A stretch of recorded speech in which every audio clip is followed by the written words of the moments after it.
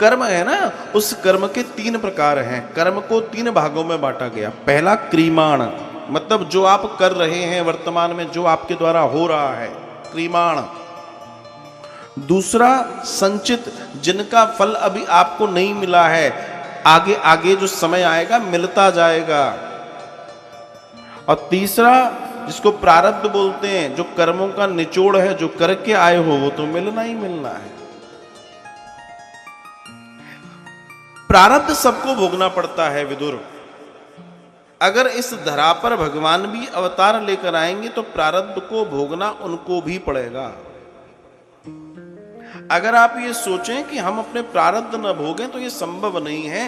हाँ, आपके अच्छे कर्म आपके प्रारब्ध की स्थिति को छोटा कर सकते हैं। मतलब आपके साथ बुरा होने वाला है बहुत बड़ा, लेकिन आपने अच्छे कर्म कर लिए तो आपको उसकी जो बुराई है वो कम मिलेगी।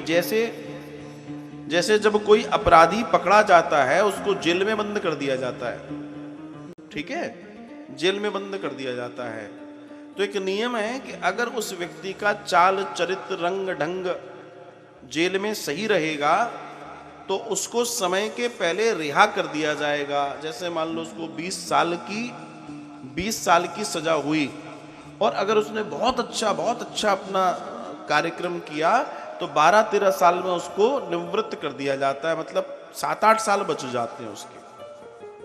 अब उसको दंड तो मिला था 20 वर्ष का, लेकिन क्यों उसको 12 वर्ष में छुट्टी मिल गई? अच्छे कर्म की वजह से।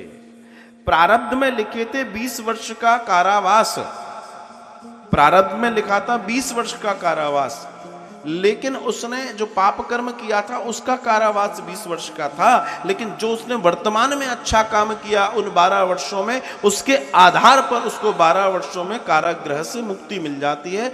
इसे कहते हैं वर्तमान का कर्म, अर्थात संचित, जिनका फल नहीं मिला वो तो जो होगा सो होगा। कर्मों का निचोड़ क्रियमाण, जो आप कर रहे हैं, इसलिए हमेशा अच्छा करो।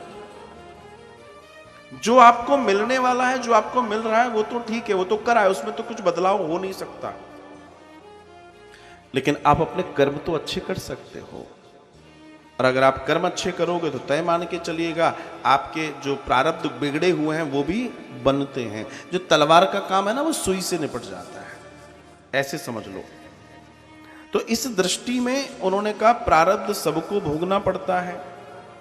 ज्ञानी वही है जो अपने कर्तापने का कभी अभिमान न करे। अच्छा, एक चीज और, कई बार लोग दुखी होते हैं, मैं एक उदाहरण देता हूं कई बार लोगों को। अभिमन्यु तो भगवान का सगा था ना, बहुत सगा था, लेकिन उसको भगवान ने क्यों नहीं बचाया? भगवान जानते थे कल इसकी मृत्यु हो जाएगी, भगवान ने उस दिन उस रण क्षेत्र में लड़ना ही नहीं चाहा। वो दूर किसी रण क्षेत्र में जाकर लड़े ताकि मुझे बीच में ना आना पड़े, क्योंकि उसके भाग्य में मरना लिखा है तो कोई रोक नहीं सकता, भगवान भी नहीं रोक सकते साहब। ये विधि का विधान है, इसी को विधि कहते हैं, इसे ही समझना है। हर कोई व्यक्ति अपना भोगेगा, आप इसको रोक नहीं सकते, आप टोक नहीं सकते। वो किस्मत आपके कर्म से ऊपर नीचे हो सकती है, लेकिन आप सोचो बिल्कुल मिट जाए, संभव नहीं है, किसी के साथ नहीं हुआ।